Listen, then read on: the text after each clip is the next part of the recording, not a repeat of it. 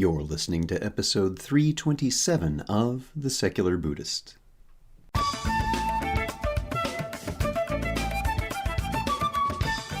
Welcome to The Secular Buddhist. I'm Ted Meissner. The Secular Buddhist is the official podcast of the Secular Buddhist Association, a grassroots-driven effort to answer the needs of secular teaching and practice for contemporary society. The podcast has interviews and roundtable discussions pertaining to engaged Buddhist training and practice, and the SBA website has show notes for each episode along with resource materials. Though the podcast focuses on core practice from a secular viewpoint, more traditional teachings are welcome and openly discussed. Evan Thompson joins us to speak about his new book, Why I Am Not a Buddhist.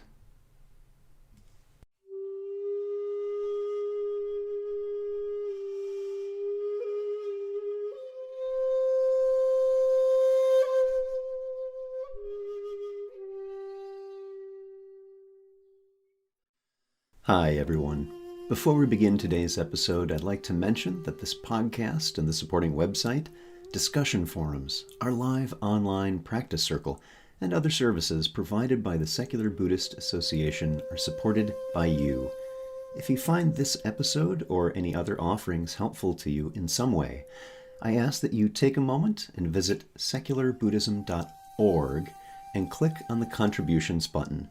There are many ways you can help, which are listed on that page. And if you make a donation, it's tax deductible and helps ensure the SBA is able to continue the exploration of secular Buddhism. Thank you. We're glad to have you join us in the conversation. If you ask 10 people what Buddhism is, you may be faced with 10 different answers. For some, it may be a religion, while others deny that and say it's a philosophy. So not only are there many different kinds of Buddhism, there are many different ways to view it that are correct for each individual. Along with that may be a strong cognitive dissonance that can't be ignored. So while there may be admiration for the teachings and practices incorporated into one's daily life, being a Buddhist, whatever that means, may not be for everyone. Evan Thompson is professor of philosophy at the University of British Columbia and a fellow of the Royal Society of Canada. He is the author of Waking, Dreaming, Being, Self and Consciousness in Neuroscience, Meditation and Philosophy, among other books. So, sit back, relax, and have an I'm Not That tea. Our guest today is Evan Thompson. Evan, welcome to the podcast. Nice to see you. Good to see you. Thanks for inviting me to join you. So for people who are listening to this podcast, you may know that I have two podcasts, and Evan was a guest on the other one, Present Moment Mindfulness. And I'm just recognizing as I was preparing for tonight's interview that it's been 5 years since we last spoke, which is That's right. Surprising. But I do want to introduce you to this audience on the Secular Buddhist podcast. So maybe you can say a bit about your background, which is really quite fascinating and one that not a lot of people have. Yeah, well, right now I am a professor of philosophy at the University of British Columbia. And I started out many, many years ago with my upbringing and education in the 1970s at a community and organization that my parents founded, William Norman Thompson and Gail Thompson. And it was called the Lindisfarne Association, founded in 1973. And it was, my dad was a university professor and felt the universities weren't really providing the kinds of learning that were needed in his and other people's perception of the crisis of that time, which is still very much the crisis of our time, energy crisis and crisis about climate change and things like that. And so he left the university, he created this alternative institution that brought together scholars and scientists, philosophers, poets, religious, spiritual teachers, political activists, environmentalists. And it was run as a residential community. And so I grew up kind of in a salon of people debating about ideas and talking about ideas and practicing meditation from different traditions. And as a result of that and just my own sort of native temperament, I suppose, I was always drawn to philosophical ideas. And very early on got interested in Asian philosophy, got interested in Chinese philosophy, and decided that I wanted to, when I went away to college, to major in Asian studies. So I went to Amherst College and studied Chinese language and Chinese history, and there I met Robert Thurman. This was this was in 1979, in the early 80s, before he moved to Columbia University. And I had met many Buddhists before that, but that was really my first exposure to, you could say, the scholarly study of Buddhism. Mhm. And so I studied with Bob Thurman at Amherst and wrote my undergraduate honors thesis under his direction, and then decided that it was really philosophy that was my main interest. And so I decided to go to graduate school in philosophy, and got interested in philosophy of mind and cognitive science, and had met the neuroscientist who was also a practicing Tibetan Buddhist, Francisco Varela, through my dad and through the Lindisfarne Association. And he had become kind of a family member and a teacher to me, a mentor. And while I was in grad school working on cognitive science and philosophy, he invited me to come work with him in Paris about the relationship between philosophy and cognitive science and Buddhism, Buddhist philosophy and Buddhist meditation. And as a result of that, we wrote the book, The Embodied Mind, also with Eleanor Roche, who's a cognitive psychologist at Berkeley. And that was really the first academic book in the early 90s that talked about the relationship between Buddhist philosophy and meditation and cognitive science. And really, I've carried on in that line of investigation ever since then. Francisco Varela died in 2001, and I feel that much of my work kind of continues, although he was the scientist and I'm a philosopher, much of my work kind of continues in some of the areas that he really pioneered. And my most recent work is kind of a critical reflection back on the development of those ideas in me and in the wider culture, I suppose you could say. Yeah, thank you for that. And as you mentioned this, reflecting back, one of the things you talk about even in the introduction of your book is when you were younger and how people seem to be adopting Buddhism, that there was this, uh, what we would today call a bit of cultural appropriation, or other ways, and there are some other ways we could describe that, of adopting forms and ways of behavior that just weren't quite the appropriate fit for who they were. And this was something that stood out to you even when you were younger. So it sounds like you've come a bit full circle on some of Yeah, that. in many ways. I mean, when I was a kid, I mean, when you're a kid, you perceive things um, in a certain way um, that in some ways cuts, I think, much more just straight to the heart of certain things. And so when I was a kid, I was exposed to, we would have meditation teachers come and live with us in residence from different traditions, Hindu teachers, Buddhist teachers, Christian teachers.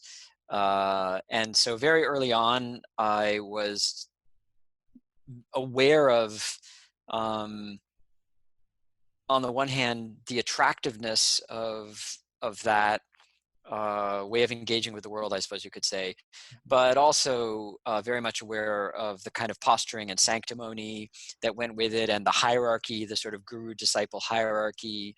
And it was, as a kid, interesting um, to kind of have immediate perceptions formed of, oh, this person is, genuine, and this person is not. And I wasn't the only kid in the community. There was a bunch of us. I was the oldest, but there was a bunch of us. And the kids basically just judged people on the basis of whether they were nice to the kids and whether they treated the kids as other human beings, or whether they sort of talked down to them. And that's actually a very interesting metric, because there were some people who just were very engaged with the kids and talked to them as if they were, worth talking to, and just had an easy manner with them. And then there were other people who were very formal and very condescending. And that's, as a kid, how you register, what you think is genuine, I suppose, and what you think is fake or a sham or posturing or something like that. And that eventually developed into a more sort of, critical sensibility with, intellectual training and things like that. But that's kind of how it started out. Yeah. Yeah. So I'm curious, what made you decide to write this particular book? Yeah. The way this book originally came into my mind was because I had been involved for so long in the dialogue between Buddhism and science, and especially Buddhism and cognitive science, the scientific study of the mind and the brain. And I would participate in Buddhist meditation retreats that would be kind of focused on Buddhism and science. Or I was very involved for many years with the Mind and Life Institute, and it pioneered the dialogues between science and Buddhism, especially with the Dalai Lama and Tibetan Buddhist scholars. And I was one of the academic directors of the Mind and Life Summer Research Institute, which is this week-long summer institute in Garrison, New York, that brings together contemplatives and Buddhist scholars and scientists and philosophers. Because I was so involved in this kind of work, people would just automatically assume that I was a Buddhist. And including my colleagues in philosophy and people I would meet on meditation retreats or in workshops, just everybody sort of assumed, not unreasonably, but they made the assumption that I was a Buddhist. And I would always say, well, no, actually, I'm not a Buddhist. And then they would say, oh, why are you not a Buddhist? Tell me more. And so the title, Why I Am Not a Buddhist, originally came into my mind as a way of answering that question. And then when it was in my mind, I realized that it had this resonance or echo with Bertrand Russell's famous essay, Why I'm Not a Christian, which was originally a lecture he gave in the 1920s, I think, in London. And as a philosopher, I liked that, resonance, even though my position with regard to Buddhism is different from his with regard to Christianity. I mean, he was very concerned to criticize Christianity as, fundamentally wrong or defective, and this was part of a larger kind of critical attitude towards religion. And of course, Christianity in early 20th century England had a lot of pernicious social power.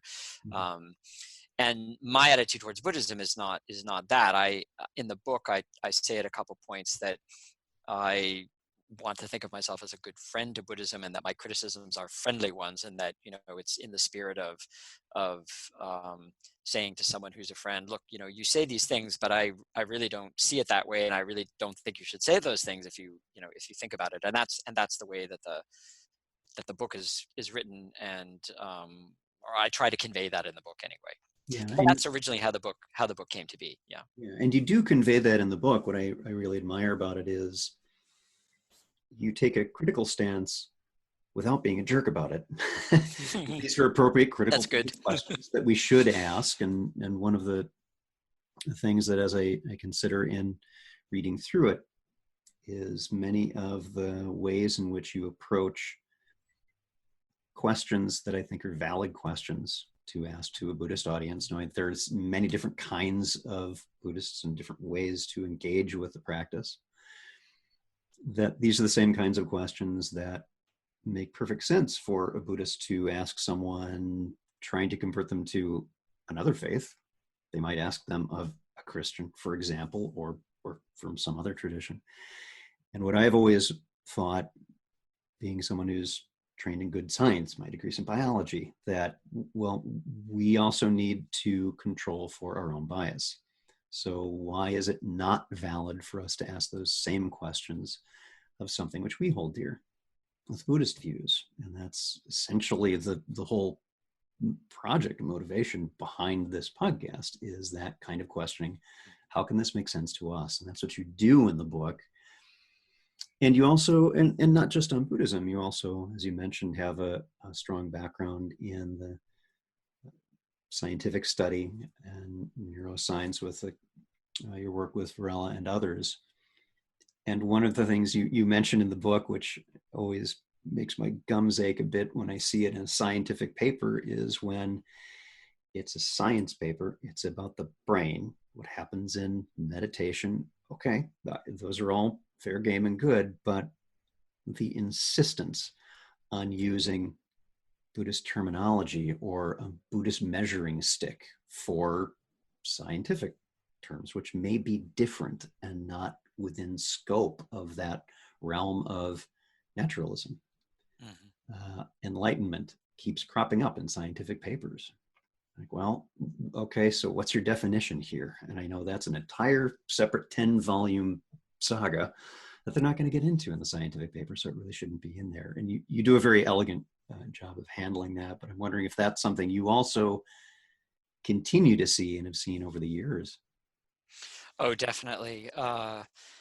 I became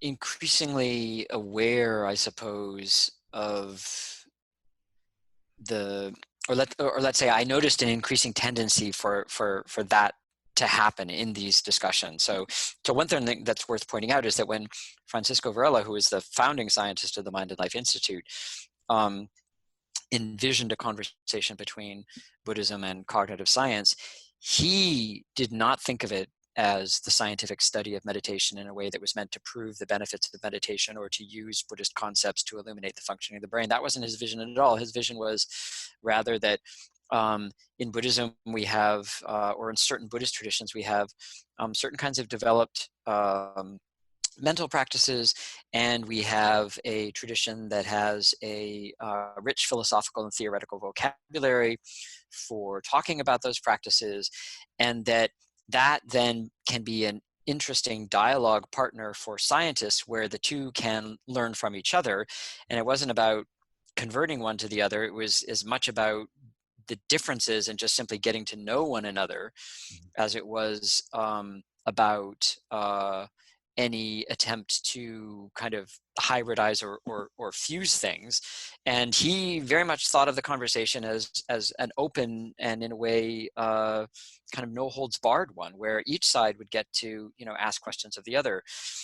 And that has happened sometimes, but I noticed a tendency, and I wasn't the only one to notice this, where the whole dialogue was becoming increasingly shaped by a concern to establish the validity of meditation using neuroscience, or to bring in what are essentially normative, you could say ethical, you could say soteriological, concerned with salvation concepts from Buddhism, and then try to sort of, as it were, fill them out with neuroscience content. And this is something that I think is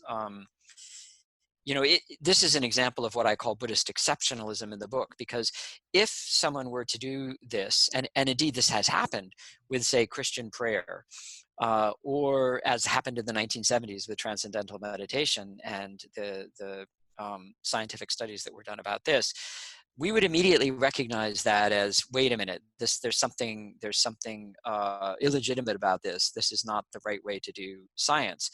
But the pass that is often given to Buddhism in this context indicates that we're thinking of Buddhism as somehow special, exceptional, different, and outside of other religions. And this just seemed to me to be not helping anybody. It wasn't good for Buddhists. It wasn't good for scientists. And the more that I studied Buddhism from a historical perspective, I mean, one of the things I will say about the Mind and Life Summer Institute is that I had studied Buddhism really primarily from the perspective of a philosopher, and it brought the Mind and Life Summer Research Institute and these other events brought me into contact with historians and scholars of religion who were studying Buddhism from that perspective. And when I learned about more, deeply about that perspective, and then could situate the development of, say, Buddhist philosophy and Buddhist contemplative practices in that historical perspective, and I saw this sort of science Buddhism discussion as the latest wave of what historians call Buddhist modernism, a particular modern way of rendering Buddhism as not really a religion, or as a kind of mind science or therapy or philosophy or way of life. That gave me a perspective in which I could understand some of the shortcomings of my own earlier work in terms of promoting Buddhism as if it were sort of a special dialogue partner for cognitive science. So my thinking really changed, actually, over the course of the past, 10 or 15 years as a result of learning more and then watching how the dialogue was unfolding. Yeah. So let's talk about that a little bit more. You talk in the book about Buddhist modernism, and maybe you can help us by defining what is meant by that, and that you find it, maybe a bit confused because there are some concepts there that might not be truing up so much. Mm-hmm. Well, Buddhist modernism is a term that, let's say, Western academic historians of religion, specifically historians of Buddhism, use to describe an international or transnational form of Buddhism that arose originally, let's say, in the 19th century and then really kind of took off in the 20th century.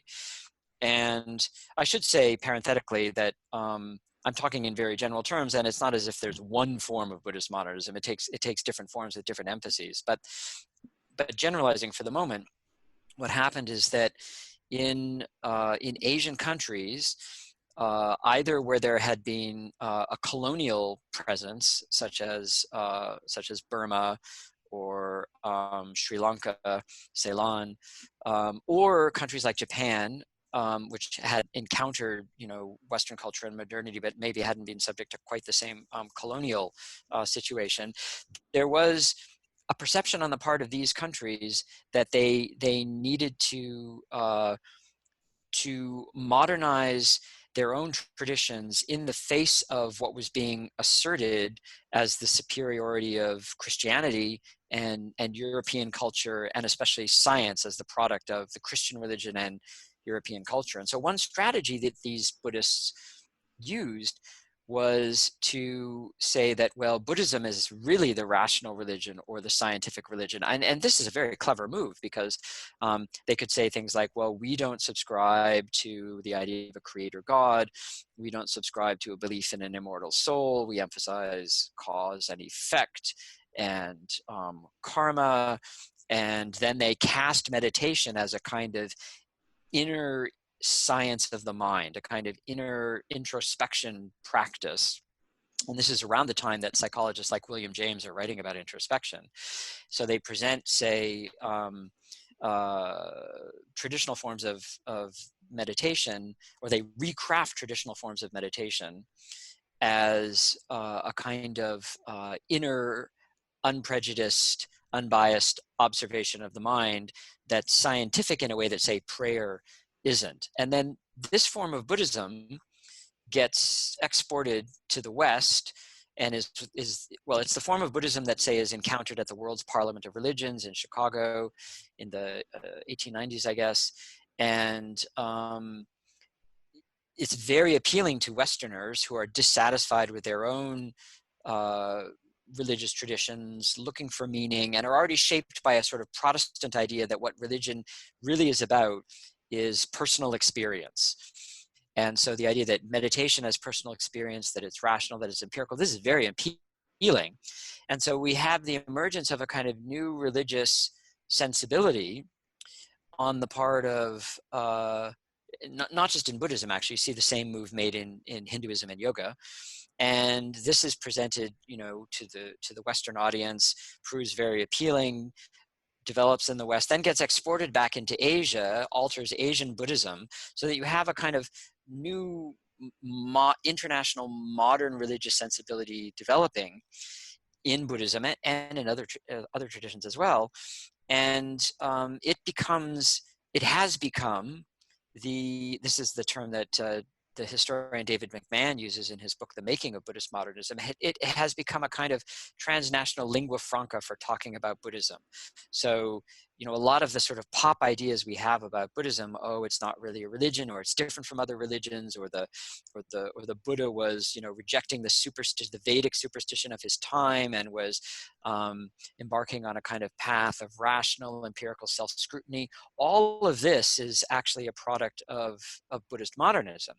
And what I call then Buddhist exceptionalism, this idea that Buddhism is special and different from other religions. It's not like Christianity or Hinduism or Islam, This is endemic to Buddhist modernism. Buddhist modernism is sort of saturated with this Buddhist exceptionalist rhetoric. Another form it takes, actually, so this is sort of a different strategy, was D.T. Suzuki's strategy in writing about Zen.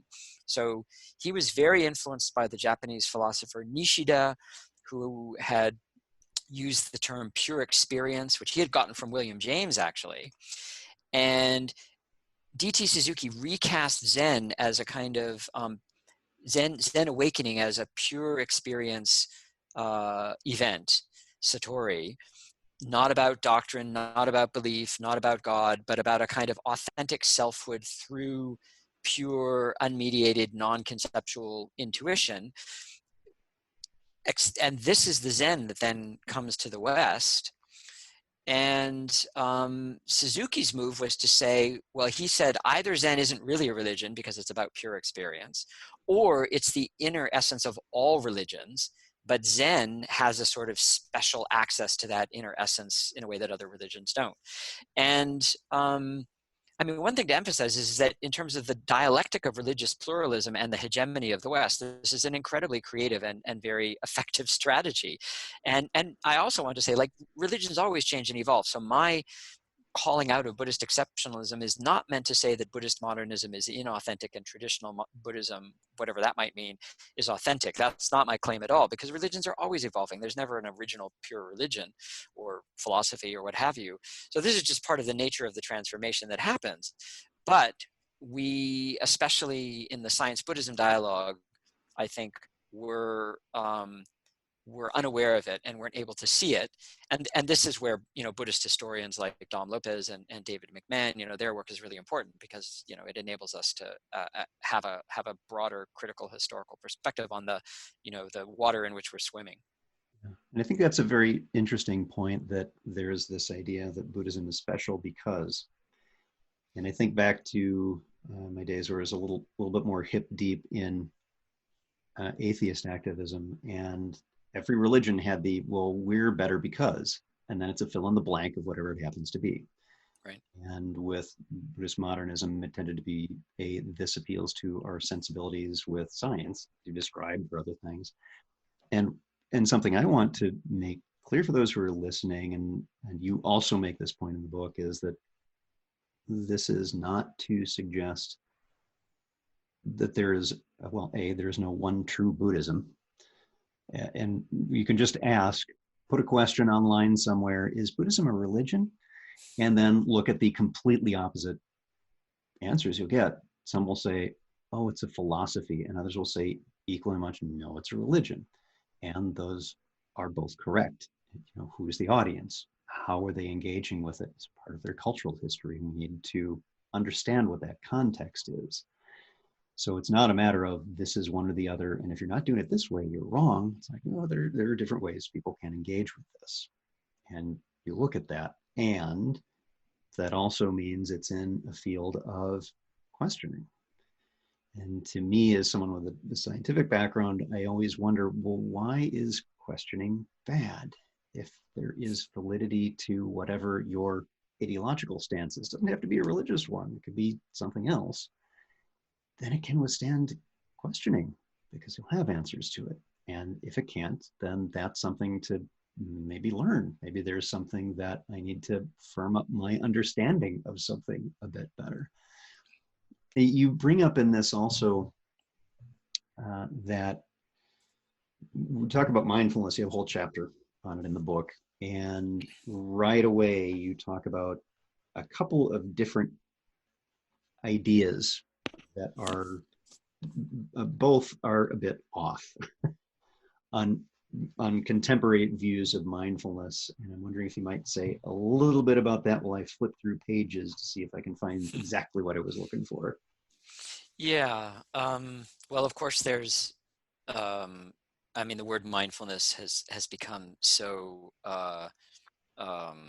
so much of a floating, meaningless word now in pop culture, and it's originally, I suppose you could say, in the context in which we're talking about, it's a way of rendering some traditional Buddhist terms that have to do with the ability to to keep the mind centered on an object of attention or contemplation, and then while doing that to be able to take note of or discriminate or clearly know everything that is occurring within the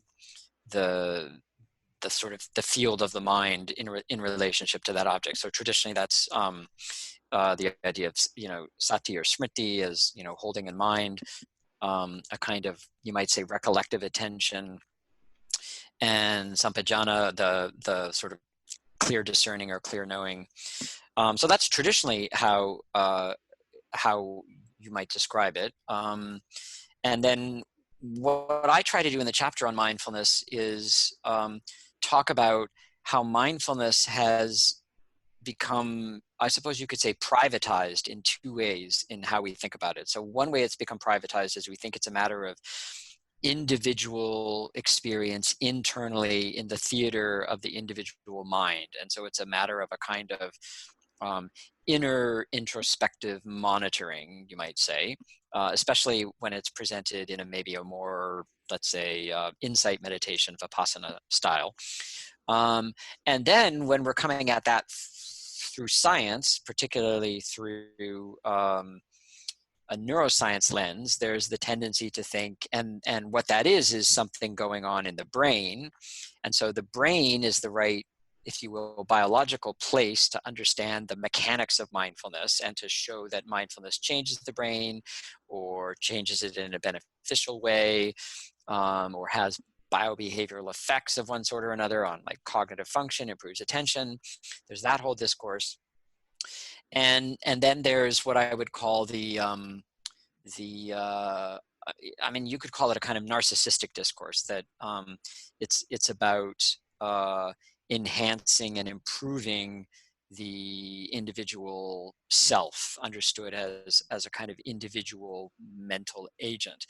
And so I try to undermine that whole way of thinking from a number of different vantage points. So one is actually a straightforward scientific kind of argument, which is to say that when we're talking about cognitive functions like attention, that of course you need a brain for that, but attention isn't in the brain, in the sense that analogy I use is flight isn't in the wings of a bird. You need wings for flight. You need wings to generate lift, but it's the bird that flies, and flying is a relationship to the environment. And it would be a kind of confusion, category mistake to look for flight inside the wings. Similarly, it's a confusion to go inside the brain and look for attention. Of course, you can study how complex neural networks make possible attention, but attention is something that has to do with the person and the person's relationship to the environment. And then I make the point that all of the cognitive functions that we're relying on when we practice mindfulness are actually social cognitive functions. So I mean that in a sort of technical way. That is, when cognitive scientists talk about what they call metacognition, which is cognition of cognition, your ability to monitor your attention, or to know something about your memory, or to attend to your own mental procedures. All of that's metacognition. And developmentally, that is an internalization of social cognition. We conceptualize ourselves as a self in relation to others, and we internalize, as it were, an outside attention inside, as if it were a kind of outside monitor, but now internalized inside, and that's how metacognition works. So the argument there with regard to mindfulness is that mindfulness is actually, or what traditionally would be called, some of the cognitive constituents of mindfulness, like recollective attention, cognition. These are, from a cognitive perspective, these are internalized forms of social cognition, and they speak to something about what it is to be a human being, that we have this kind of suite of cognitive capacities. But the idea that you have a direct, internal, unmediated relationship to your own inner awareness is, one, it's an illusion, and two, it's kind of a artifactual illusion of an internalization of social cognition. So that's an attempt to sort of pull the rug out from a certain way of thinking about what mindfulness is in cognitive science terms. And the larger issue really for me there is basically to say that, there are people who criticize the fetishizing of mindfulness or the narcissism around mindfulness. And my argument in that chapter is, well, those critiques, I have some sympathy for those critiques. It's not that I go along with them 100%, but I definitely have some sympathy for them. But the scientific discourse around mindfulness is actually complicit in that, because the scientific way of thinking about the mind just is what's inside the brain is already a kind of uh, distorted way of understanding the mind as an embodied and relational phenomenon. Right. I compare it to, we can learn everything we need to know about butterflies by looking at this one that's dead pinned to a wall. Right. There's a lot more to it than that. Yeah, exactly. So for those who are listening, might be thinking, well, this is just critiques on mindfulness. Well, there's something a bit different here as well. And I want to open into the conversation about how you see Buddhism might, or at least some form of Buddhism, contribute to cosmopolitanism, and what is meant by that. So what is the perhaps untapped power yet to really come into its own that Buddhism can contribute to the world? Yeah. So in the book sort of has two sides to it. So one is, you could say, a critique of Buddhist modernism, and which we've been talking about, and the other, the more positive idea, you could say, is a philosophical defense of cosmopolitanism. Now, the immediate thing I have to say here is, when philosophers use the word cosmopolitanism, they mean something specific that isn't like the sort of pop notion of cosmopolitan. Um, Cosmopolitanism is an ancient philosophical idea that, in terms of the Western narrative, originates in ancient Greece, with the idea that one shouldn't say one is or shouldn't aim to be a citizen of Athens or Corinth. One should be a citizen of the world, and that means that one's allegiance is to the whole human race, not to a particular limited community. And then this idea develops through Greece and Rome, and Stoicism is very important for the European Age of Enlightenment, with figures like Locke and Kant.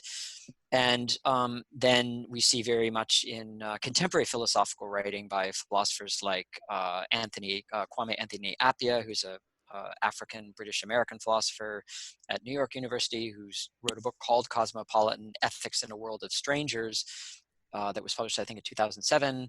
Martha Nussbaum, who's a philosopher who works on cosmopolitanism, but is also a scholar of ancient Greek and Roman philosophy. So we see it very much as an idea in contemporary philosophy, and we see analogous ideas in the development of South Asian philosophy, where Sanskrit is the language of learning that ties together different regions and religions and philosophies: Brahminical, Hindu, Jain, Buddhist. And in China, with Confucianism and Taoism and Buddhism, or East Asia more generally for that matter.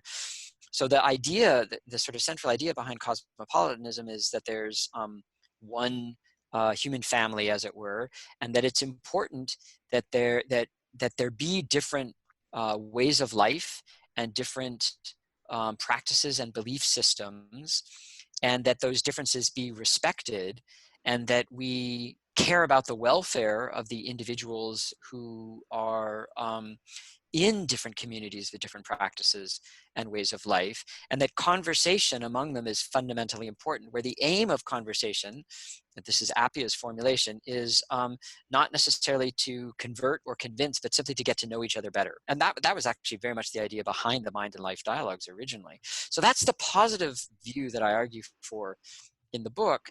And I identify myself as, why I'm not a Buddhist? Well, because I'm a cosmopolitan, and I want to occupy that position or space rather than a specifically Buddhist one. Now, Buddhism is, of course, a huge participant in that human cosmopolitan conversation, especially now in a multicultural and complicated, trans-regional world that we live in. And Buddhism, at different times in its history, has been very cosmopolitan itself and has contributed to cosmopolitan conversations and practices in every culture it has traveled to. It's important, by the way, parenthetically, to note that that Buddhism is a missionary religion. So one of the reasons it goes from culture to culture is that, like Christianity and Islam, Buddhism is fundamentally a missionary philosophy, if you want to say, or missionary religion, and not all religions are. And so Buddhism travels to different places, alters them, is altered by them. This is happening now, of course, in the modern world. And so the perspective or frame, philosophically speaking, or you might say culturally speaking, from which to view that, and in particular the conversation between Buddhism and science, is this cosmopolitan perspective. And my book, in a way, I mean, this might sound presumptuous, but my book, in a way, is meant to be a prod to Buddhist modernists to think or figure out, or maybe I could even say help, that would be, the presumptuous part, I suppose, to help them find a way of being modern and Buddhist that isn't Buddhist modernist, that isn't Buddhist exceptionalist. And cosmopolitanism is meant to be a helpful idea there. Great. Thank you so much for that explanation. And it's interesting to hear about the alignments of that view with what we've been doing here. In fact, in an interview, I think on Lion's Roar, you mentioned that you might align most closely with secular Buddhism, not so much Buddhist cosmopolitan, not so much Buddhist modernism. Mm-hmm.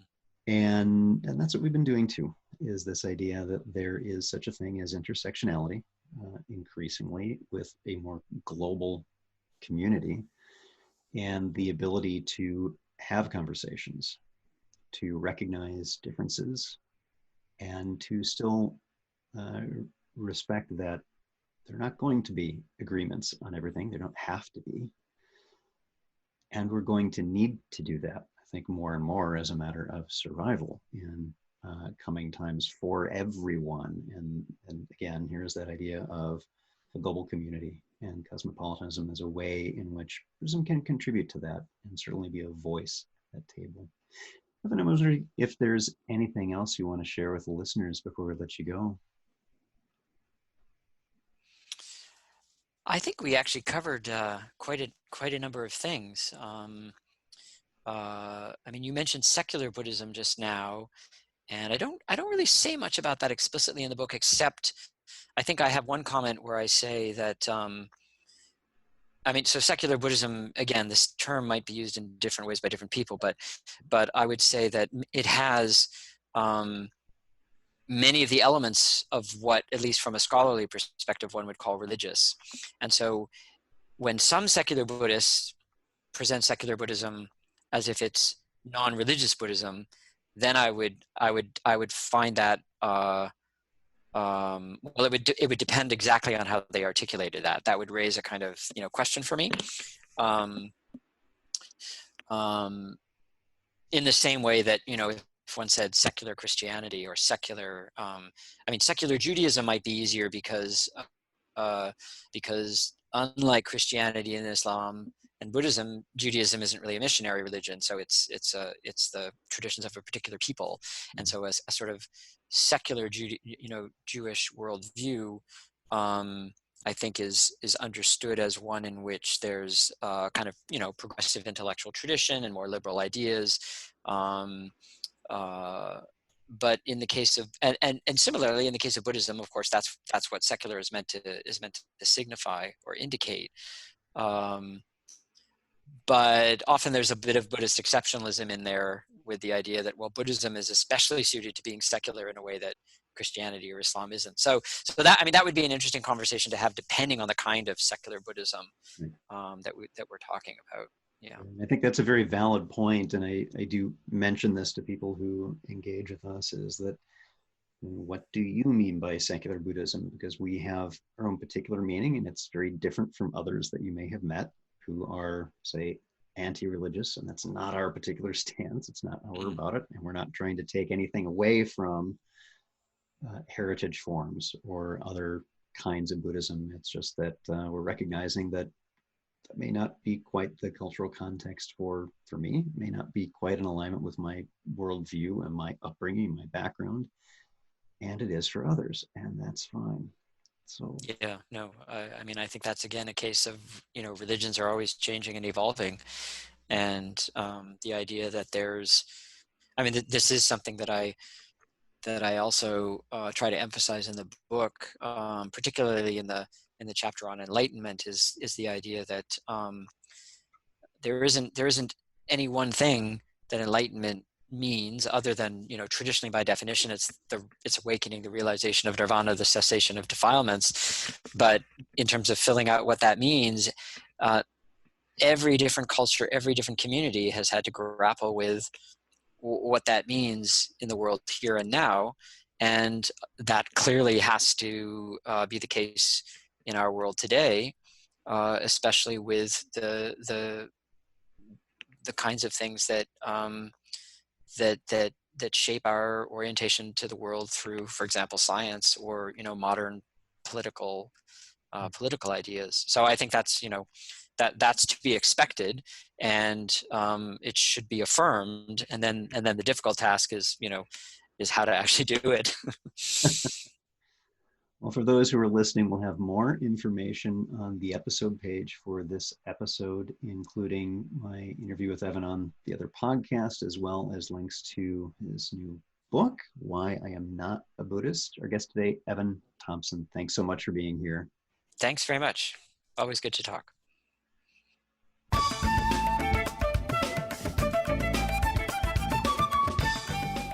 Thanks for listening. If you'd like to learn more about something you've heard in today's podcast, please come visit the SBA website at secularbuddhism.org, and you'll find an entire webpage devoted to this and every episode. Discussion about this episode can be found on the episode page itself, along with show notes. The music for The Secular Buddhist is used by permission from John Kaizan Neptune's CD, Steps in Time. Additional music is provided courtesy of Monty Levinson of Taihei Shakuhachi and Rodrigo Rodriguez. Their websites are linked on the SBA site on the About Podcast Music page. Until next time, remember, every moment you have a choice. Make it the best you can. See you next time on The Secular Buddhist.